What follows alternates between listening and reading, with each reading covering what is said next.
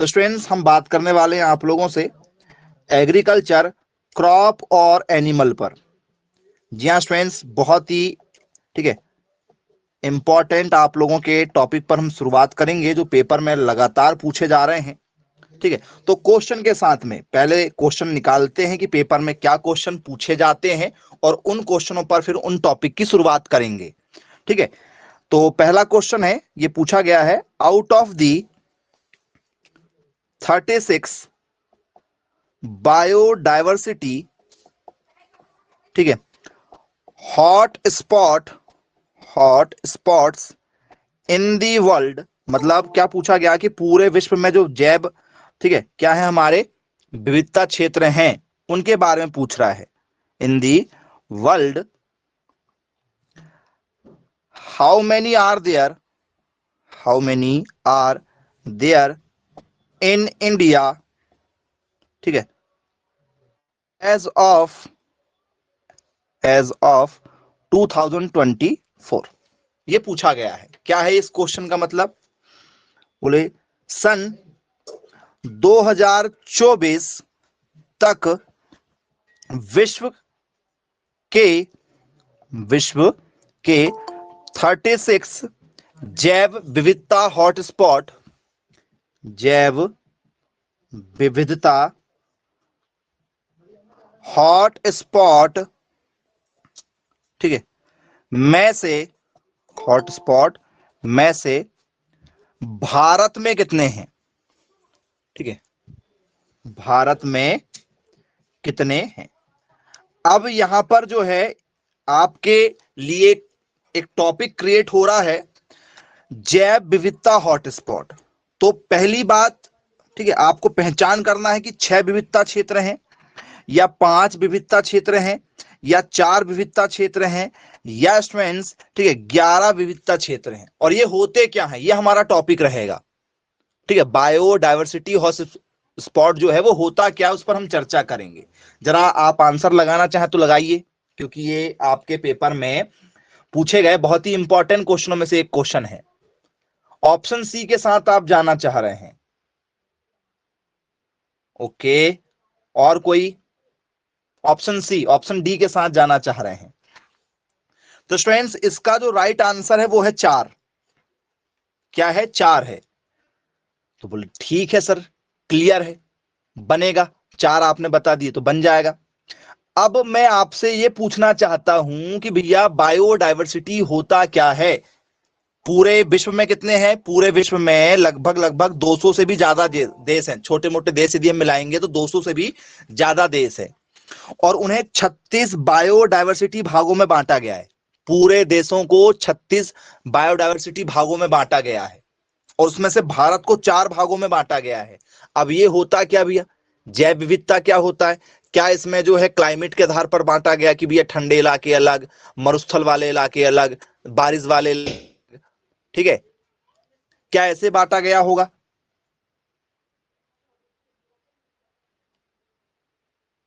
जी, anyone, जो भी आपसे पेपर में यहां से क्वेश्चन पूछ लिया जाए कि जैव विविधता हॉटस्पॉट किसे कहते हैं, तो क्या बताना चाहेंगे आप इसमें?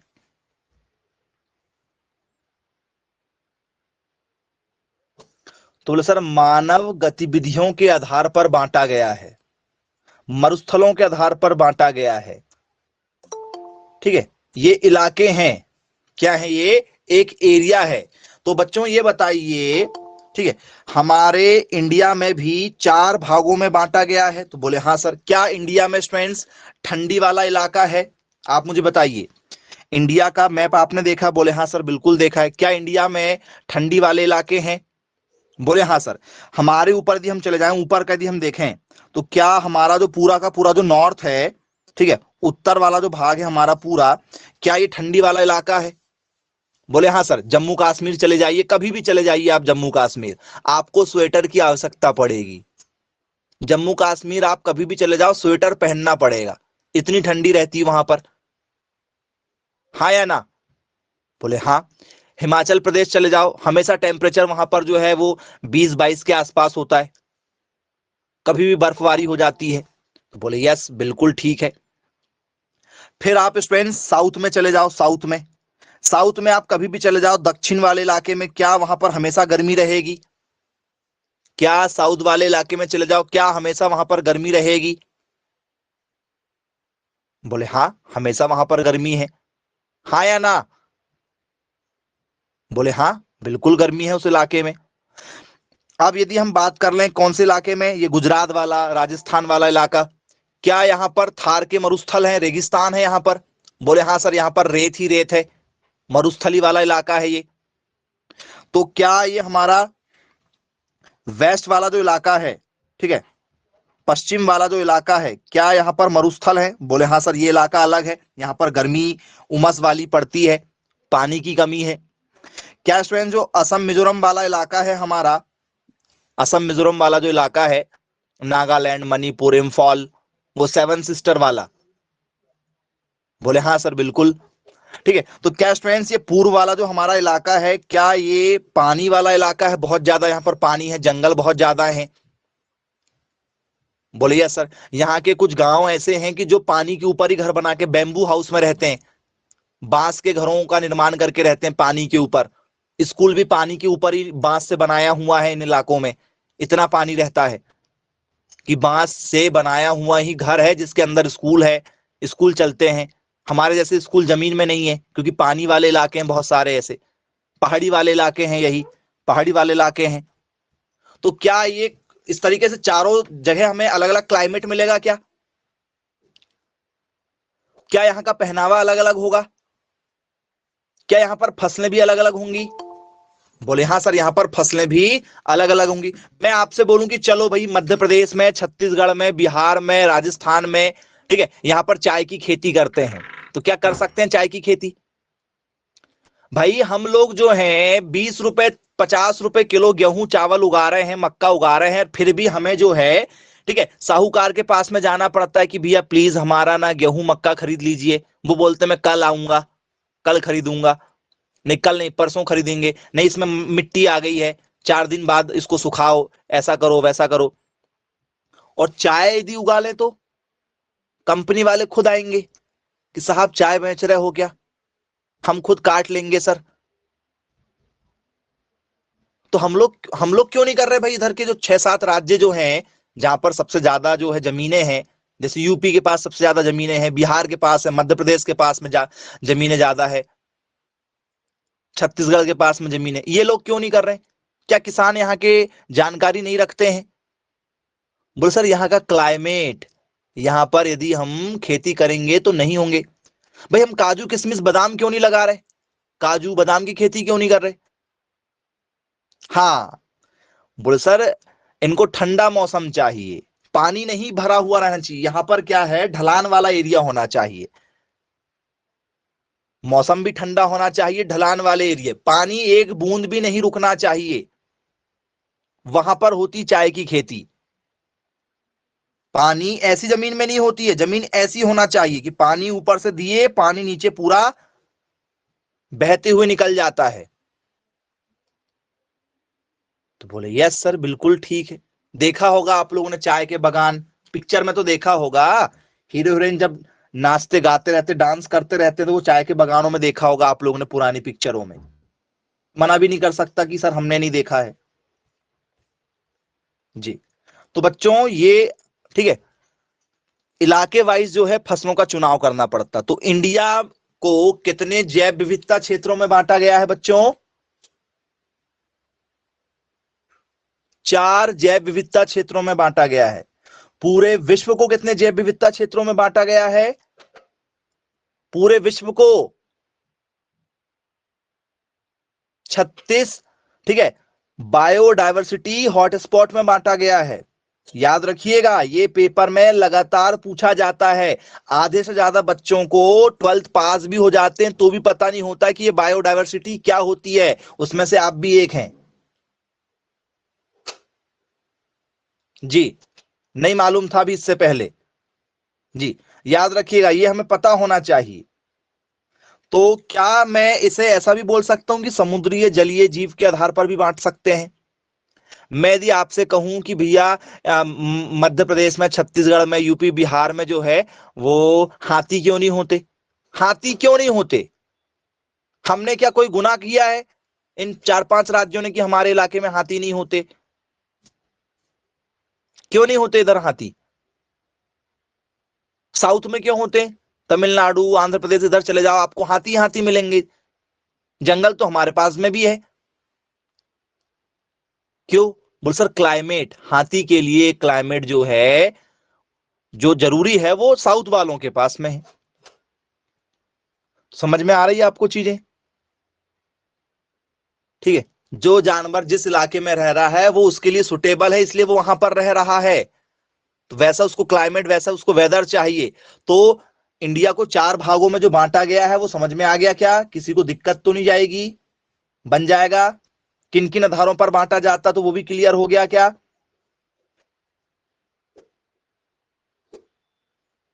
चलिए आइए, अब वो 4 इलाकों के नाम पूछा जाता है। विच इज दी, ठीक है, biodiversity hotspot in India. Bharat में जो जैव विविधता हॉटस्पॉट है वो कौन से हैं? मैंने तो आपको एरिया वाइज बताया हूं अभी। उनके नाम भी तो रखे गए होंगे, नहीं रखे गए होंगे नाम? बोल सर बिल्कुल रखे गए होंगे जी। जरा देखो question, which is the Indian biodiversity hot spots जी। निम्न में से कौन सा भारतीय जैव विविधता, अभी चारों के नाम भी बताएंगे, पहले क्वेश्चन दे रहे हैं कि देखो भाई पेपर में ऐसे क्वेश्चन आते हैं, जैव विविधता, ठीक है, हॉटस्पॉट क्षेत्र हैं, हॉट स्पॉट क्षेत्र हैं जी। कौन सा क्षेत्र स्टूडेंट्स इसमें हॉटस्पॉट क्षेत्र होगा, उसका नाम आपको बता रहे हैं। तो स्टूडेंट्स पहला है आप लोगों का, ठीक है, हिमालयाज। क्या इसमें हिमालय होगा? ठीक है। क्या बच्चों इसमें जो है यूपी होगा? क्या स्टूडेंट्स इसमें जो है आप लोगों का पंजाब होगा? क्या स्टूडेंट्स इसमें आप लोगों का जो है इंडो चाइना होगा? जी। उत्तर प्रदेश, ठीक है। क्या स्टूडेंट्स इसमें जो है पंजाब वाला एरिया होगा? या स्टूडेंट्स इसमें जो है इंडो चाइना होगा? जी, किस आंसर के साथ जाएंगे इन 4 में से बताओ? अरे वाह, वेरी गुड वेरी गुड, बहुत अच्छा लगा भाई, आप सभी लोग ऑप्शन नंबर ए इसमें आंसर दे रहे हैं।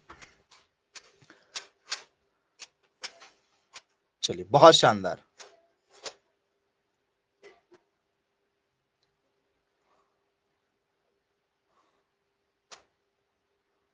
चलिए हिमालय, हिमालय वाला जो रीजन है, क्योंकि ऊपर हिमालय है। ऊपर क्या है सर? ऊपर की ओर हिमालय है क्या? यदि हम ऊपर चर्चा करें इंडिया के मैप में तो ऊपर हिमालय है? बोले हाँ सर ऊपर हिमालय है। चलो फिर दूसरा क्या है भाई? ये पहला तो हिमालय हो गया, दूसरा क्या है? ठीक है, तो जरा मैप के साथ चलते हैं, जो 4 भारतीय क्षेत्र है उसमें मैप के साथ चलते हैं, जरा मैप के साथ क्लियर होगा। तो यहां पर हमारा हो गया कौन सा वाला भाग सर? हमारा हो गया नॉर्थ वाला भाग, ये हमारा उत्तर वाला भाग हो गया। नीचे क्या है सर? दक्षिण वाला भाग है, मतलब ये हमारा साउथ वाला भाग है। फिर हमारा ये ईस्ट वाला भाग है, ठीक है, मतलब पूर्व वाला भाग है। और ये हमारा जो है पश्चिम वाला भाग है, पश्चिम वाला भाग है, मतलब ये वेस्ट वाला भाग है। बोले हाँ सर। तो हिमालय नॉर्थ में हो गया? बोले हाँ सर, हिमालय को कवर कर लिया नॉर्थ वाले इलाके ने। फिर दूसरे नंबर में, ठीक है, मैं क्या ऐसा लिख सकता हूं, पश्चिमी घाट। पश्चिमी घाट मतलब पूरा राजस्थान, गुजरात, ठीक है, ये वाला इलाका आ जाएगा। कैसे पश्चिमी घाट लिख सकते हैं? बोले हाँ सर बिल्कुल लिखा जा सकता है, वेस्टर्न घाट। वेस्टर्न घाट होगा क्या नहीं होगा, जरा बताओ? बोले सर बिल्कुल होगा वेस्टर्न घाट, कोई दिक्कत नहीं जाएगी इसमें, यदि पूछ लिया जाएगा तो। चलिए अब ठीक है, इसके बाद में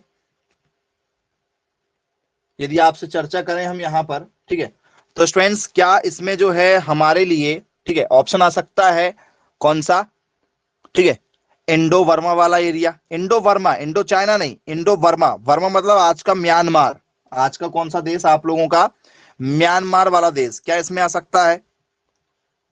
बोले हाँ सर, ये आएगा। अब ये इंडो वर्मा वाला कौन सा इलाका है? तो स्टूडेंट्स इंडो वर्मा म्यांमार यदि आप देखेंगे, आज का म्यांमार देखेंगे तो बांग्लादेश के पास में है, बांग्लादेश म्यांमार, ये मैप में यदि आप देखेंगे तो ये पास पास में है। देखा आपने मैप, देखा इंडिया का, इंडिया के मैप में आपको शो हो जाता है, इंडिया के मैप में आपको नीचे श्रीलंका दिखता है हल्का सा, ठीक है, और आपको बांग्लादेश भी दिखाते हैं, क्योंकि ये पहले हमारे हिस्से हुआ करते थे, कुछ हिस्से हमारे हुआ करते थे, इसलिए हम लोग वो बॉर्डर दिखाते हैं। तो इंडो वर्मा म्यांमार, आज का म्यांमार, पुराना देश उसका वर्मा है। चौथे नंबर में क्या आता है? चौथे नंबर में आता है स्टूडेंट्स हमारा, तो ये वाला एरिया कवर हो गया, ये वाला पश्चिमी घाट वाला एरिया कवर हो गया, बचा साउथ वाला एरिया। तो स्टूडेंट्स साउथ वाले एरिया को कवर किया गया है सुंदरवन में, ठीक है, किसमें किया गया है? सुंदरलैंड में, सुंदरलैंड में। अब ये सुंदरलैंड क्या है? तो स्टूडेंट्स साउथ का जो जंगल वाला इलाका है वो सुंदरवन लैंड माना जाता है, साउथ का जो जंगली वाला इलाका है वो सुंदरबन लैंड, ठीक है, डेल्टा माना जाता है। बोल सर ये कौन सा इलाका है सुंदरबन डेल्टा वाला? बेटा आपने दो नदियों के नाम सुना होगा, कृष्णा और कावेरी, सुना है कि कृष्णा कावेरी नदियां, कृष्णा कावेरी वाली नदियां? बोले हाँ सर सुना है। तो स्टूडेंट्स जब कोई नदी, याद रखिएगा, जब कोई, जैसे मान चलो ये नदी बह रही है, ये नदी बह रही है, अब उसको कहां जाना है सर? उसको इधर मुड़ना है। नदी में क्या आएगा सर? नदी में पानी आएगा बहुत जोर से, तो पानी क्या ऊपर की ओर बहना चाहेगा, ऊपर की ओर जाना चाहेगा क्या? मुड़, पानी आसानी से मुड़ जाता है क्या? बोल सर नहीं, आसानी से तो नहीं मुड़ेगा। तो जो इसमें जो है, जो भी, जैसे मान चलो क्या हो गया, कोई लकड़ियां हो गई, कोई भी ऐसी वेस्टेज चीजें होंगी, तो जब पानी जब उफान पे आएगा तो वो क्या, सबकी सब अच्छी अच्छी चीजें, जो भी मिनरल्स वगैरह रहेंगे, वो क्या सब ऊपर के इधर इलाके में बह जाएंगे क्या? बोले हाँ सर, ऊपर बह जाएंगे। मोड़ में बहुत कम चीजें इधर मुड़ेंगी, नहीं तो आधी से ज्यादा चीजें जो है वो उफान करके क्या हो जाती हैं, ऊपर चली जाती हैं जब बाढ़ आती तब। बोले हाँ सर। और ये आपकी ब्रह्मपुत्र नदी है, कावेरी है, कृष्णा नदी, जो साउथ की नदियां हैं, इनके आप एक छोर से जब दूसरे छोर तक पहुंचोगे, ठीक है, छोर समझ में आता है आपको क्या होता है? ये वाला छोर है, जैसे ये नदी बह रही है आपकी, ये नदी है, ये नदी लंबी है, लंबी की बात नहीं कर रहा हूं मैं, यहां से इस तरफ क्रॉस करना है, पुल समझते हो, पुल? बोले हाँ सर, पुल बनता है नदी के ऊपर, तो पुल ऐसा बनता है क्या? बोले सर नहीं, पुल बनता है ऐसे क्रॉस करना, ऐसे क्रॉस करने के लिए कभी पुल नहीं बनता, ऐसे क्रॉस करने के लिए कभी पुल बनता है? क्योंकि नदी में से हमको इधर क्रॉस करना, नदी जहां तक गई है उसके बाद हमें जाना है कहीं और, तो हम इधर से पुल बनाएंगे, ऐसे नहीं, पुल बनता है कि ये इस छोर से इस छोर जाना है। तो ये जो छोर के जो पार्ट है ना, आपने कितने किलोमीटर तक के देखे हो? आपने अपने जीवन में कितने किलोमीटर तक के पार्ट देखे हो? आधा किलोमीटर, 500 मीटर, 2 किलोमीटर, इतना ही देखे हो ना, एक छोर से दूसरे छोर जाना है तो। जी, ब्रह्मपुत्र, कावेरी और ये जो नदियां है ना, कृष्णा नदियां, इनके पार्ट जो है वो 10-10, 20-20 या 23-23 किलोमीटर तक के हैं, एक छोर से दूसरे छोर क्रॉस करना है सिर्फ, इतनी लंबी चौड़ी नदियां हैं ये, चौड़ी है, लंबी नहीं, लंबी तो गंगा है, ये चौड़ाई वाली है, चौड़ी है, इतनी लंबी चौड़ी चौड़ी बह के जाती है, क्योंकि समतल जगह मिल गई पहले इधर, ठीक है, जंगल वगैरह में बहती हैं, पहाड़ियों से बहकर निकलती हैं, लेकिन इसको जैसी बिल्कुल जमीन मिली तो ये पूरा का पूरा लंबा एरिया है, और इस एरिया में जब ये कटती हैं कहीं पर, तो जो इलाके में जब ये बाढ़ से जब वो पानी जाता है तो पूरा इलाका क्या कर देती है, जलमग्न कर देती है, और वो कुछ समय बाद में क्या हो जाता है, सूख जाता है। तो वहां पर जो खेती की जाती है, वहां की जो जमीन है, उसे सुंदरबन डेल्टा के नाम से कहा गया, ये डेल्टा बनता है। डेल्टा समझ में आया क्या होता है? पता था इससे पहले? 9th 10th में पढ़ाया गया होगा शायद कभी, या 11th 12th में पढ़ ली होंगे डेल्टा। तो ये जो मुहाने पर जब वो मुड़ती है ना, तो वहां पर जब वो खाद वगैरह तैयार कर देती, वहां की जमीन सबसे ज्यादा उपजाऊ हो जाती, तो वो सुंदरवन डेल्टा है। और यही साउथ का सबसे बड़ा जो है वो, ठीक है, उपजाऊ वाला हिस्सा है वही, ठीक है, पुष्पा झुकेगा नहीं वाला, वो वही, ये जो चंदन वाली खेती वो इसी इलाके में होती है। चंदन वाली जो खेती है वो इसी इलाकों में होती है। ये बहुत शानदार जगह है। आपने देखा वगैरह होगा, तो वो मूवी वगैरह देखा होगा, तो उसमें नदी वाले सीन भी आए होंगे। ठीक है, तो वो उन्हीं इलाकों में छोटी छोटी नदियां बहुत सारी हैं, लेकिन जब बड़ी नदियां तैयार होती है तो जब वो एरिया कवर करती है वो पूरा का पूरा। तो ये 4 भाग हैं, याद रखिएगा। पेपर में कई बार पूछे गए हैं कि भैया बताइए जैव विविधता क्षेत्र क्या है। तो जैव विविधता क्षेत्र का मतलब भी आप समझ गए होंगे कि भैया जहां पर वैसा वातावरण हो, वैसा क्लाइमेट हो। हम जैसे हम सोचे भाई हम जो है वो क्यों, ठीक है, आलू टमाटर उगाएं, सीधे सेब उगाते हैं ना, सेब हमेशा 100 रुपए किलो बिकते हैं, सेब क्यों नहीं उगा सकते भाई हम लोग? साउथ वालों को बोलो तुम सेब उगाओ, साउथ वाले सेब नहीं उगा सकते, क्यों? क्योंकि ठंडा मौसम चाहिए। ठीक है, क्लियर हो गया? सब इलाके अलग अलग हैं, सब इलाके में अलग अलग प्रकार की खेती इसलिए संभव है, एक सी खेती संभव नहीं है। और ये क्लाइमेट हमारे पास में ज्यादा है। अमेरिका में एक ही क्लाइमेट है, ठंडा, अमेरिका ठंडा है। यूरोप पूरा ठंडा है, केवल वहां पर सेब होती है, सेब बस होती है। बाकी, ठीक है, यूरोप वाले इलाके में ज्यादा कुछ नहीं, फल फूल होते हैं ठंडे वाले, बाकी कोई फल फूल नहीं होते, कुछ भी नहीं होता है। वो दूसरे देशों से बुलवाते हैं खाने की चीजें। बोल सर वो इतने अमीर क्यों है? बेटा ठंड में ज्यादा काम होता है, ठंड के मौसम में आपके शरीर में एनर्जी ज्यादा होती है, आपका दिमाग जो है बिल्कुल शांत रहता है, चिड़चिड़ा स्वभाव नहीं होता है, आप बीमार ज्यादा नहीं पड़ते हो, खाना ज्यादा खिलाता है, डाइजेशन अच्छा रहता है। सारी बीमारियां गर्मी में होती हैं, बारिश में होती हैं, और वहां पर हमेशा बर्फ भर एक जैसा क्लाइमेट है, तो खाने को वहां पर ज्यादा चीजें नहीं है। इंडिया चाहकर भी कभी विश्व का सबसे अमीर आदमी नहीं बन सकता। आपको कोई कितना भी गुमराह कर ले, किसी की बात में नहीं आना। कोई नेता यदि आपको रोज सुबह शाम भी कहेगा कि इंडिया, ठीक है, विश्व का सबसे अमीर आदमी बनेगा, पॉसिबल ही नहीं है, पॉसिबल ही नहीं है। याद रखिएगा ये चीज। मैं तुमको बोलूं तुम धूप में काम करो, तुम धूप में काम करो, और मैं ठंड में काम करता हूं, कौन सबसे ज्यादा काम करके देगा? तुम दो लोग काम करो धूप में, ठीक है, मस्त 40-42 डिग्री का टेम्परेचर हो, तुम धूप में काम करो, और मैं मस्त ठंड में बैठ के काम करता हूं, कौन काम निकालेगा? तुम दो लोग हो, मैं अकेला, बस यही फर्क है। ठंड वाला ज्यादा काम कर लेगा, उसको थकावट भी नहीं होगी, उसको पसीना भी नहीं आने वाला, वो बीमार भी नहीं पड़ेगा, ठंड वाला। और गर्मी वाला, तो इंडिया में 4 महीने गर्मी रहती है, जिसमें 2 महीने इतनी खतरनाक रहती है कि आप घर से 10 बजे के बाद बाहर नहीं निकलते। समझ में आया आप लोगों को? फिर बारिश, तो इसलिए वो लोग कंट्रियां जो है वो कम जगह है, हमारा एक एक जिला बराबर पूरा देश है, हमारा एक जिला और उनका पूरा देश इतना बड़ा है, फिर भी वो सारे देश पे क्या कर रहे हैं? शासन कर रहे हैं। चलो, समझ गए होंगे आप लोग। क्लाइमेट का बहुत बड़ा फर्क पड़ता है किसी भी देश के लिए, किसी भी देश के लिए, उसकी इकोनॉमिक ग्रोथ को बढ़ाने के लिए वहां का क्लाइमेट बहुत ज्यादा जरूरी है, जिसे हम लोग कहते हैं बायोडायवर्सिटी हॉटस्पॉट। अब क्लियर हो गया? विश्व में कितने हैं टोटल? 36 हैं, उसमें से 4 हमारे पास में, क्योंकि हमारे पास में पूरे मौसम है। पढ़े हो ना आपने? ठीक है, ग्रीष्म ऋतु, शरद ऋतु, वर्षा ऋतु, वो जो ऋतुआं हमारे यहाँ आती है ना 4 प्रकार की, वो ये 4 ही प्रकार के जोन के हिसाब से है हमारे पास में। चलो, बन जाएगा इस टॉपिक में, आज के बाद कोई दिक्कत तो नहीं जाएगी। डाइवर्सिटी किसे कहते हैं, जैव विविधता क्या चीजें हैं, बनेगा? ओके, चलिए, ये टॉपिक था, पेपर में लगातार पूछा जा रहा है। विश्व में टोटल 36, इंडिया में 4। आइए अब हम चर्चा करेंगे स्टूडेंट्स आप लोगों से, ठीक है, अगले क्वेश्चन की ओर।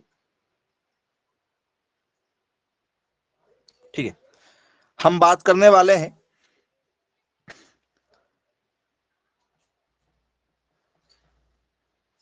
फूलों के पौधों में निषेचन कैसे होता है।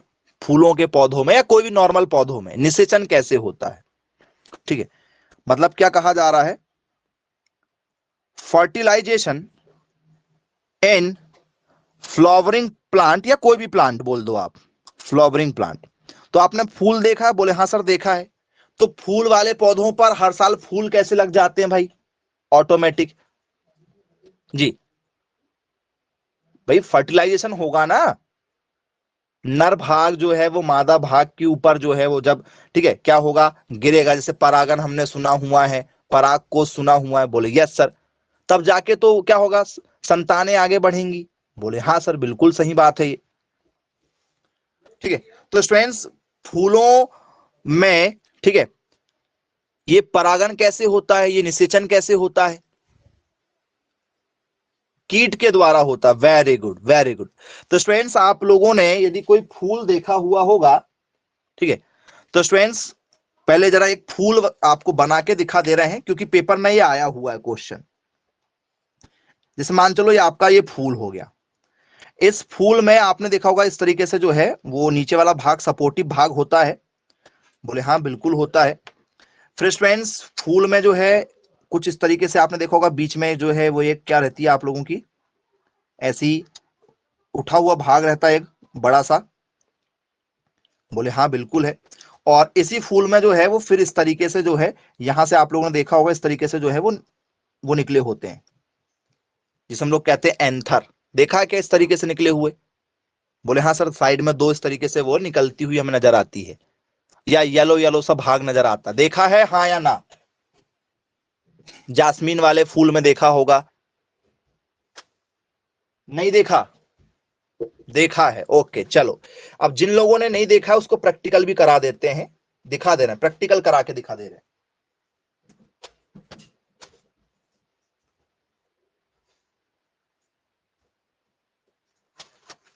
चलिए, चलो कुछ फूल के साथ आपको चर्चा करवाते हैं।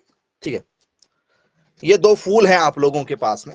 अब मुझे बताइए इसमें नर वाला भाग, क्या ये जो आपको बताया जा रहा है, ये जो येलो वाले जो दाने निकल रहे हैं, क्या ये येलो वाले जो दाने हैं ये क्या नर भाग है, ये देखो ये क्या नर भाग है जो हल्दी जैसे हैं, तो ये नर वाला भाग है। ये कौन सा भाग है, ये नर वाला भाग है इसमें, बोले ठीक है क्लियर है।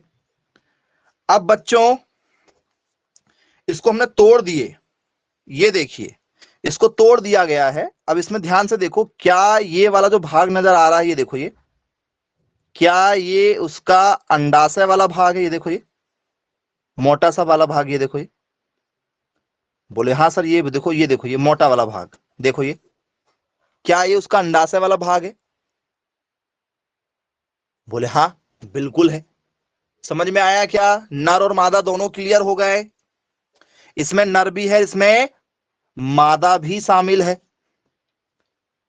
तो बोले यस सर पहचान हो जाएगी, बोल सर बिल्कुल हो जाएगी। बोल सर हम ना, ठीक है, गुलाब में कैसे पहचान करेंगे सर, गुलाब में तो हमें पता ही नहीं है सर। तो गुलाब में क्या वो आपको येलो येलो रस्ट नजर आता है, गुलाब के फूलों में,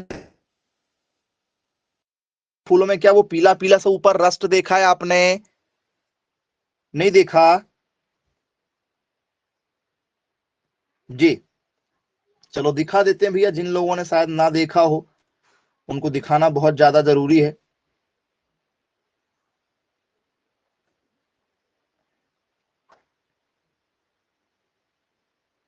चलिए, तो स्टूडेंट्स यदि आपने गुलाब देखा होगा तो जरा देखिए, क्या गुलाब में ऐसा आप लोगों ने देखा है भाग, बताओ मुझे, ऐसा पीला पीला सा ऊपर उसमें रंग आ जाता है, देखा है, बोल सर बिल्कुल देखा है।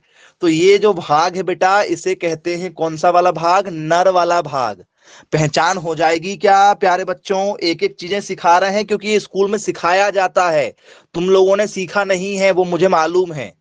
ठीक है, तुम लोग सब परीक्षा अध्ययन वाले हो, पेपर के 4 दिन पहले, ठीक है, तो ऐसा तो होगा ही, लाइफ में सीखना पड़ेगा, आज नहीं तो कल, जिंदगी में एक बार मेहनत करना पड़ेगा, चाहे अभी करो चाहे बाद में करो।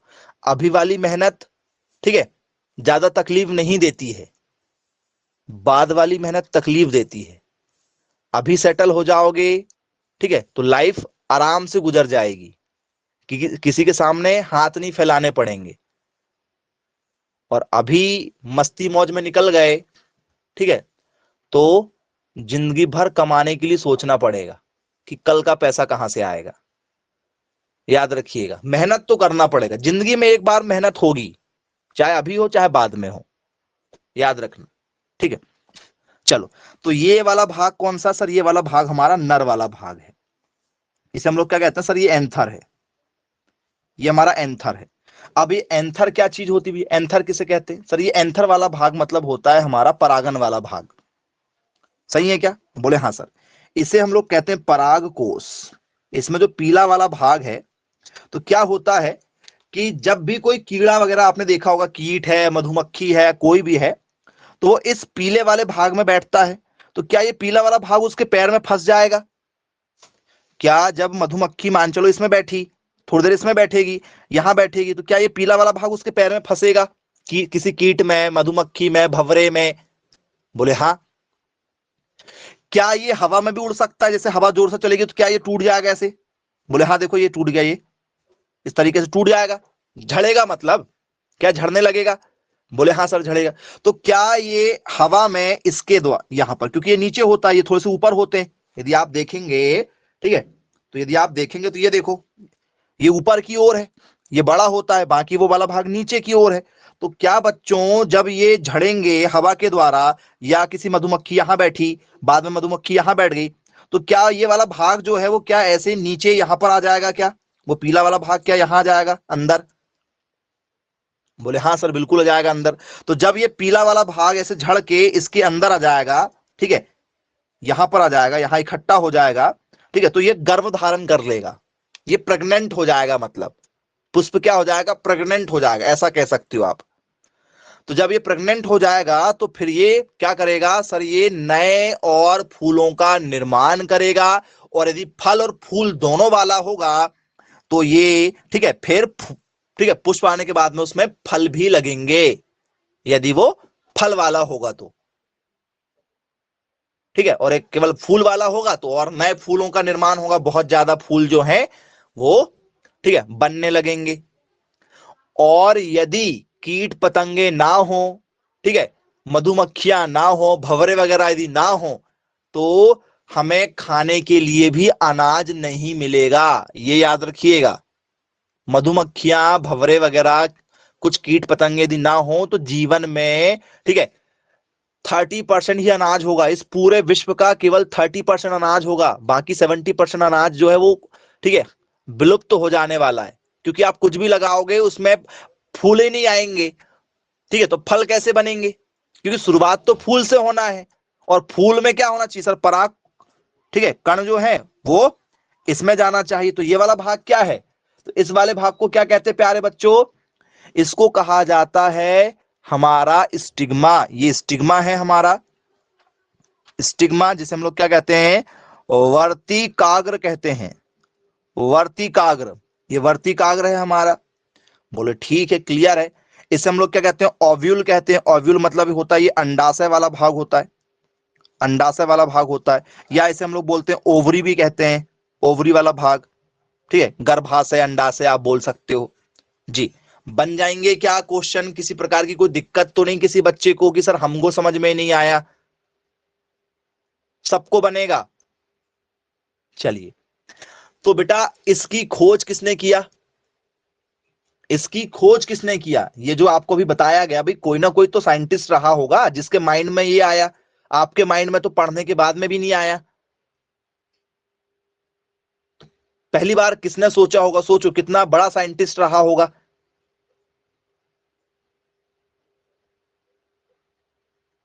नहीं मालूम, बस खेल समाप्त हो जाता फिर यहां पर। तो फूलों में निषेचन किसने करवाया जी?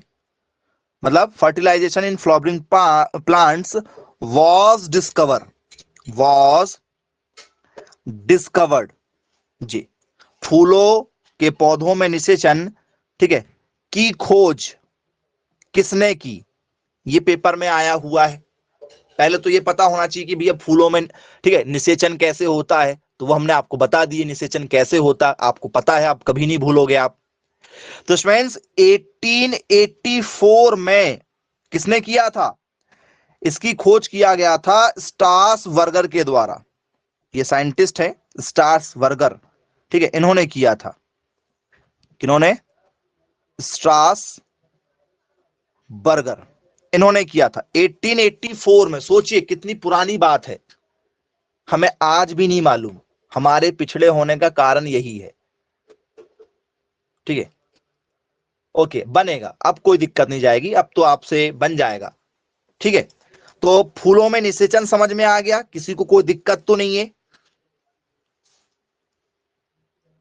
बन जाएगा। Okay, male part female part समझ में आ जाएंगे, फूलों को देखकर पहचान लोगे कौन सा नर भाग है कौन सा मादा भाग है।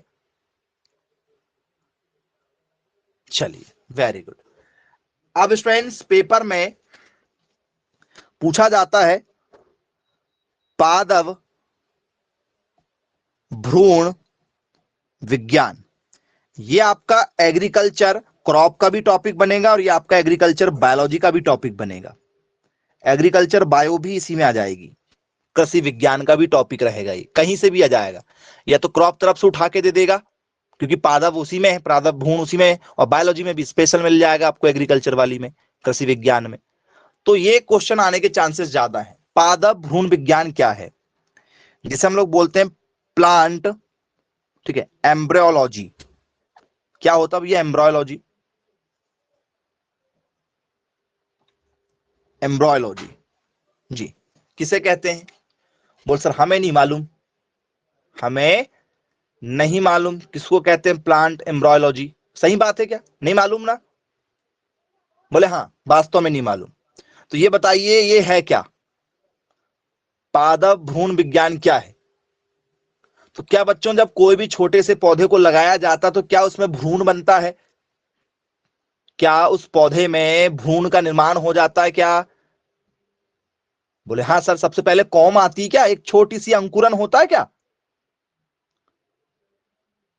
बोले हाँ बिल्कुल, एक छोटी सी उसमें जो है कली खिलती है जी। तो क्या बच्चों किसी भी पादप में भ्रूण होगा, एम्ब्रॉय होगा? इंसानों का बच्चा जब शुरुआत में बनना चालू होता है तो वो इतना बड़ा होता है, इतना बड़ा, एक चींटी की टांग, चींटी बराबर मान के चलो आप, इतना बड़ा होता है इंसान का बच्चा जब बनना चालू होता है। भाई स्पर्म से बनता है ना, मानव स्पर्म से तो बनता है जी। तो इससे आपका बच्चा कितना बड़ा हो जाता है भाई, 2.5 किलो का बच्चा, 3 किलो का बच्चा हो जाता है, 3.5 किलो तक का बच्चा हो जाता है। तो क्या किसी भी पौधे के अंदर या किसी भी बीज के अंदर क्या भ्रूण होता होगा? भ्रूण होता होगा मतलब बीच में क्या भ्रूण है कहीं ना कहीं? बोले हाँ सर बिल्कुल उसमें भ्रूण है। यदि आप किसी, ठीक है, मूंगफली को, चने को, किसी को भी तोड़ के देखो तो क्या बीच में कुछ इस टाइप से आपको एक लेयर मिलती है, इसमें बीच में थोड़ा सा हल्का सा वो आप लोगों को जो है वो एक भाग मिल जाता है। बोले सर कैसे? सर हमें नहीं मालूम कैसे, कुछ लोगों के मन में आता होगा, आ रहा है क्या, किस किस के मन में आ रहा है कि सर हमको नहीं मालूम?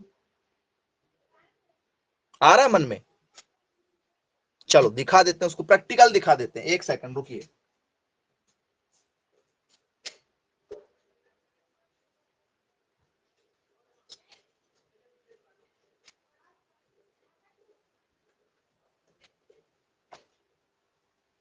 चलिए उसको प्रैक्टिकल भी दिखाते हैं आपको, ठीक है, कैसे होता है।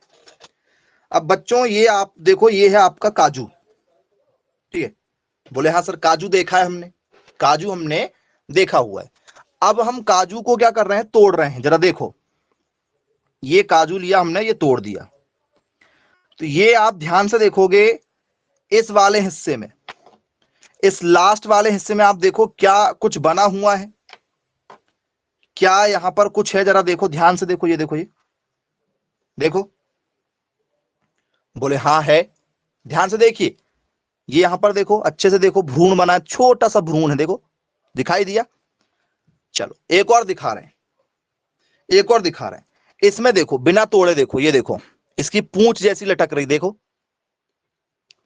दिखा या नहीं दिखा बीबी, दिख गया, पूंछ जैसे लटक रही है बाहर। ये क्या है, ये क्या है, ये आपका भ्रूण वाला हिस्सा है। यदि इस हिस्से में यदि किसी प्रकार की कोई क्या आ जाए, ठीक है, टूट फूट आ जाए, कमी यदि आ जाए, तो क्या होगा सर, ये जर्मिनेट नहीं हो पाएगा। ठीक है, तो बोले यस सर, बिल्कुल ठीक है, समझ में आ रहा है। तो ये भ्रूण वाला हिस्सा है जो पौधों के अंदर भी पाया जाता है और बीजों के अंदर भी पाया जाता है। बोले यस, बिल्कुल ठीक है। तो जो पादप भ्रूण है, इसके बारे में किसी न किसी ने तो बताया होगा भाई, पहली बार जो एम्ब्रॉयलॉजी है, क्या किसी ने इसके बारे में बताया होगा? बोले हाँ बिल्कुल, किसी ने तो खोज किया ही होगा। किसने किया था भाई इसकी खोज? एनीवन जो भी जानता हो जरा मुझे बताइए, किसने किया इसकी खोज और क्या कहना चाहता है वो इसमें, उसकी भी डिटेलिंग जरा हम यहां पर देखेंगे जी। तो बच्चों यदि पेपर में दिया जाए तो याद रखिएगा, ठीक है, इनकी खोज किया गया था पंचानन महेश्वरी द्वारा, पंचानन महेश्वरी द्वारा किया गया था। बोलो सर यदि ये पेपर में दिया जाता तो हम इसमें, ठीक है, कुछ नहीं कर पाते, छोड़ के आते सर, इस क्वेश्चन को बनता ही नहीं सर हमसे। तो ये इस तरीके के आप लोगों से पेपर में क्वेश्चन पूछे जाते। तो ये इंडिया के हैं, ये फादर, ठीक है, प्लांट एम्ब्रोलॉजी कहां के हैं? इंडिया के हैं, इन्होंने इंडिया में लेकर आया। तो क्या पूरे विश्व में कोई और भी होगा? क्या पूरे विश्व में कोई और भी होगा कि यही है? Who is the father of Indian embryology? तो बोले सर ठीक है, पंचानन महेश्वरी लगा देंगे। और पूरे वर्ल्ड का यदि पूछ लिया जाए तो पूरे विश्व का, पूरे वर्ल्ड लेवल पर क्या यही भाई साहब थे? बोल सर एक और क्वेश्चन तैयार फिर वर्ल्ड लेवल पर जी। तो स्टूडेंट्स यही हैं जिन्होंने खोज किया था, इन्होंने ही खोज किया था। कहां पर? जयपुर राजस्थान में। इन्होंने ही खोज किया था जयपुर राजस्थान में 1904 के आसपास, 1904 के आसपास इन्होंने ये खोज निकाला था। सनमन हमारे लिए ज्यादा काम का नहीं होता है हर बार, ठीक है, हमें ये पता होना चाहिए कि किसने इसकी खोज किया है। अब पादप भ्रूण विज्ञान में, ठीक है, किसके बारे में पढ़ाया जाता होगा भाई?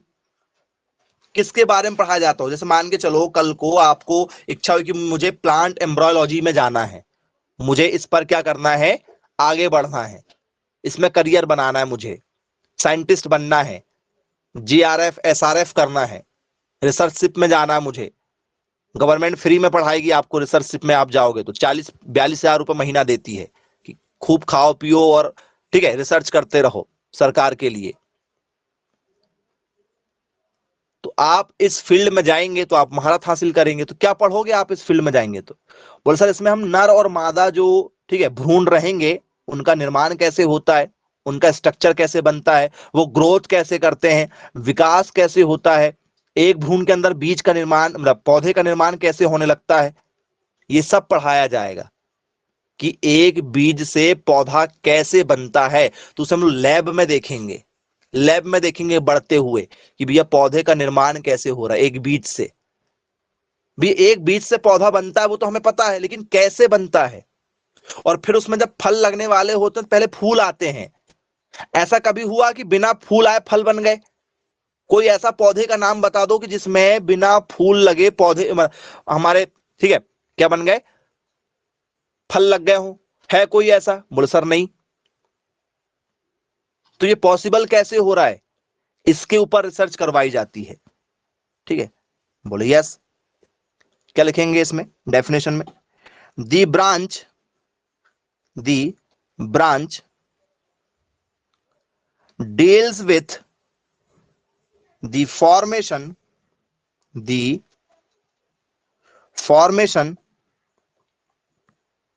structure, growth and development of embryos produced through, ठीक है, the union of male and female gametes. Gametes का मतलब होता है युग्म, ठीक है, युग्म, नर और मादा दोनों युग्म, ठीक है, नर के युग्म और मादा के युग्म जो जोड़ी बन के आते हैं। युग्म मतलब होता पेयर, क्या जोड़ी में ही आते हैं, इसलिए हम लोग हमेशा 2n लिखते हैं।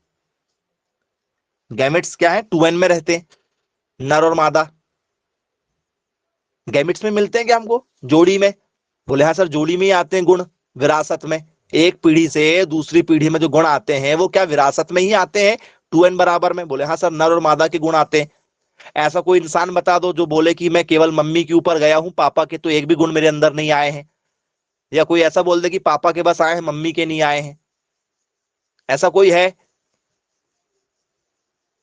बोले सर नहीं, ऐसा इस यूनिवर्स में कोई नहीं होगा। मम्मी पापा के दोनों के गुण आते हैं, भले किसी के कम किसी के ज्यादा आए, लेकिन दोनों के गुण रहते हैं, ठीक है। तो बोले यस बिल्कुल ठीक है। तो क्या फॉर्मेशन में, स्ट्रक्चर में, ग्रोथ में, डेवलपमेंट में, इनमें सब में होता है, ठीक है। तो वह शाखा जो क्या कर रही है, मेल और फीमेल दोनों को, तो नर व मादा युग्मकों के मिलन से उत्पन्न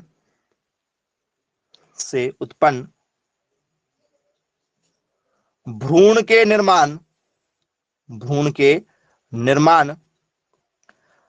संरचना, वृद्धि और विकास से संबंधित हैं। ये पढ़ाया जाएगा आपको इस ब्रांच के अंदर जी। बन जाएगा क्या? किसी प्रकार की कोई दिक्कत तो नहीं? नर और मादा युग्म से कैसी चीजें जो हैं वो आगे जाकर तैयार होती हैं, वो सब आप लोगों को यहां पर सिखाया जाएगा।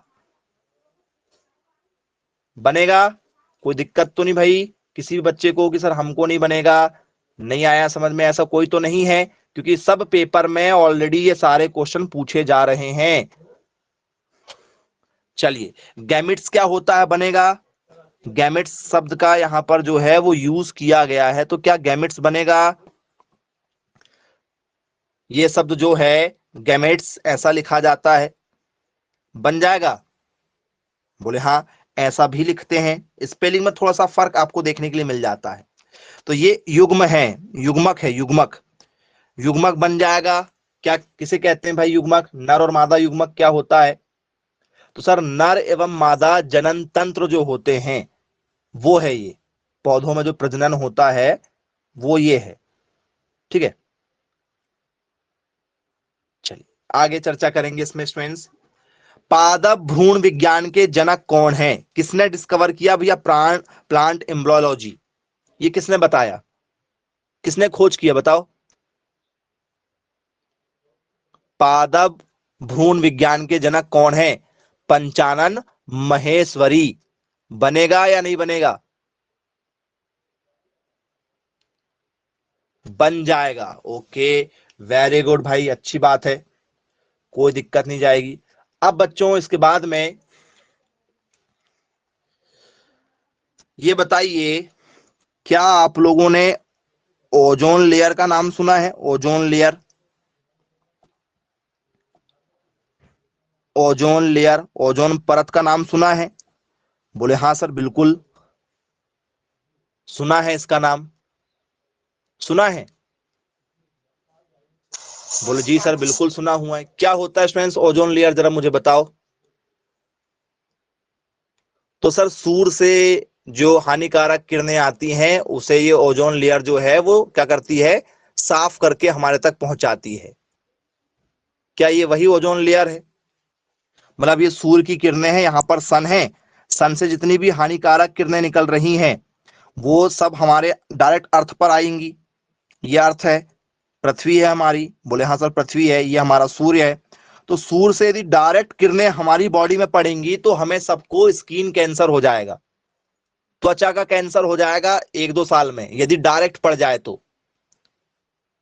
ठीक है, लेकिन क्या है बोले सर हमारे बीच में, ठीक है, बादलों के ऊपर एक लेयर है जिसका नाम क्या, ओजोन है।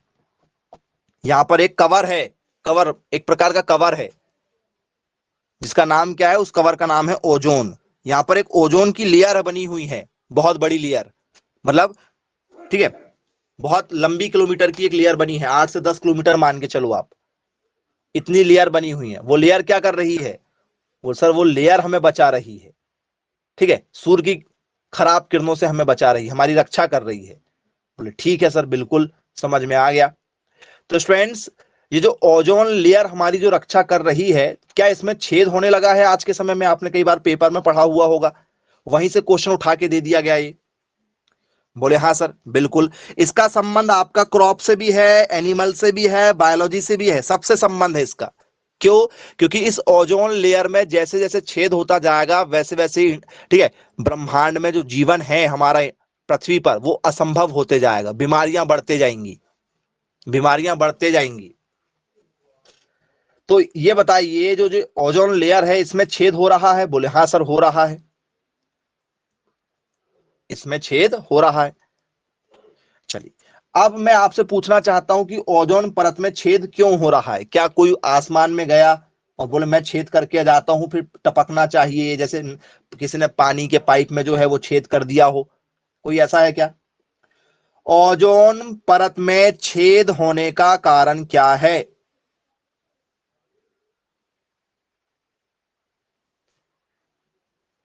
जी, तो स्टूडेंट्स, हमारे द्वारा जो, ठीक है,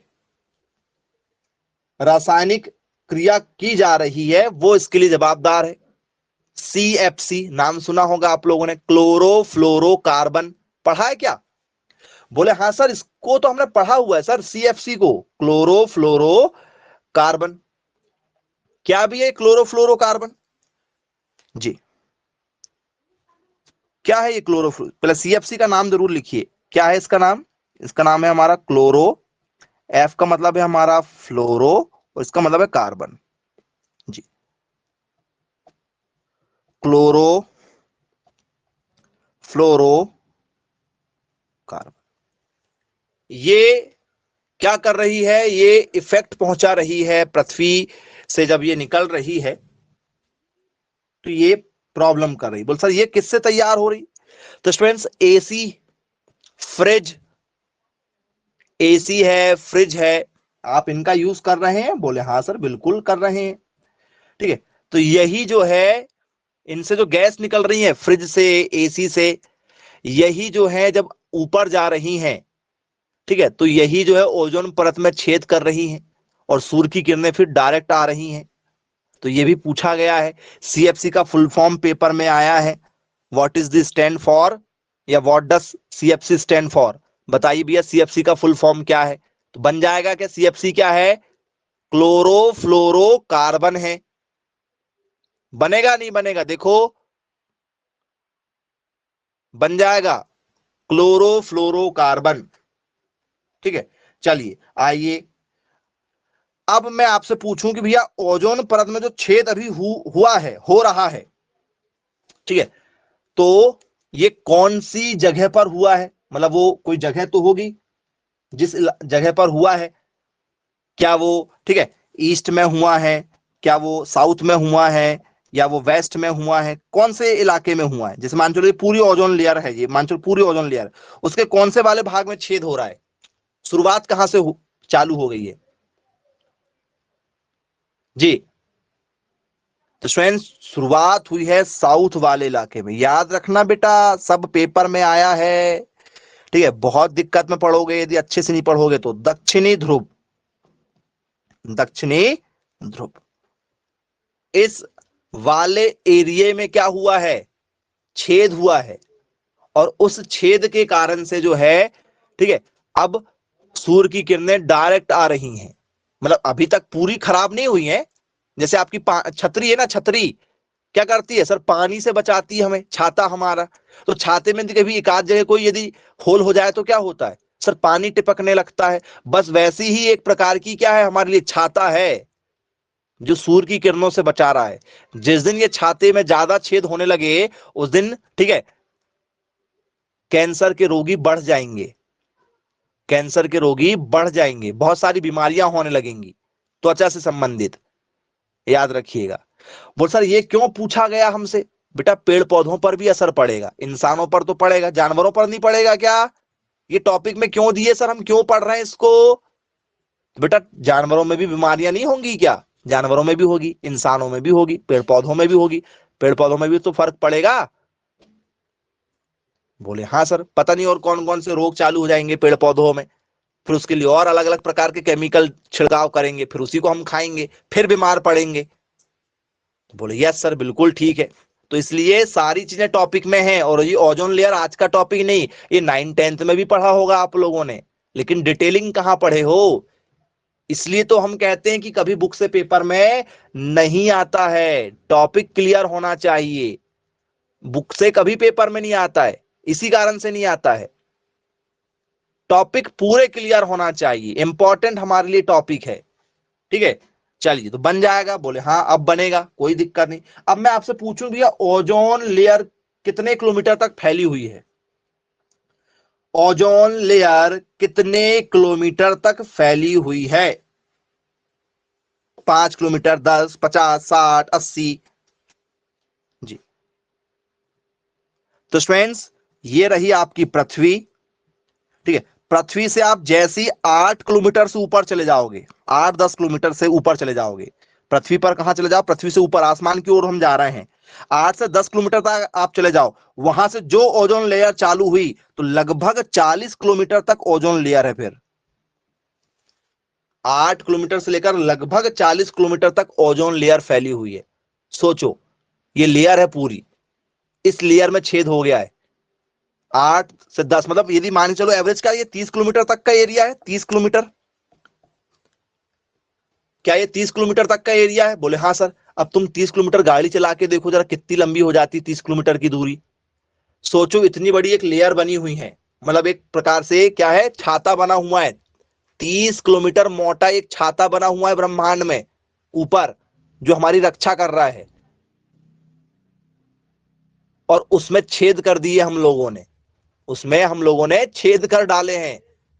एसी, फ्रिज चला चला कर, और भी बहुत सारे केमिकल, बहुत सारी जो है प्रोडक्शन कर रहे हैं हम लोग, उनसे ये प्रॉब्लम हो रही। सीएफसी उसके लिए जवाबदार है, क्लोरोफ्लोरोकार्बन। ठीक है, समझ में आया? चलिए बनेगा, कोई दिक्कत तो नहीं, पूरा टॉपिक क्लियर हो गया। आज आपको हमने जो है बहुत शानदार शानदार टॉपिक, ओजोन लेयर बताया, प्लांट एम्ब्रोलॉजी आपको बताया, बायोडायवर्सिटी हॉटस्पॉट आपको बता दिया, और साथ में फर्टिलाइजेशन एंड फ्लावरिंग प्लांट वाला टॉपिक भी बताया कि भैया फूलों में निषेचन होता कैसे है। लगातार पेपर में आने वाले सभी टॉपिक को हमने आपको बताया है, और इसी तरीके से हमें तैयारी करना है। तो चलिए ठीक है स्टूडेंट्स, आज की क्लास को फिर यहीं समाप्त करते हैं। Bye bye, take care.